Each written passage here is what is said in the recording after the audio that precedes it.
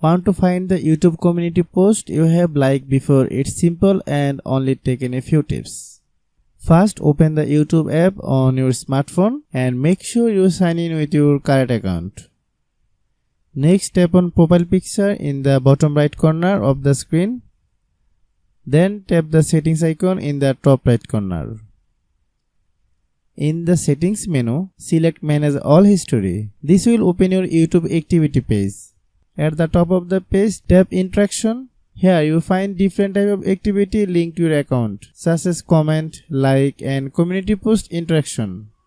Scroll down until see community post and tap on it.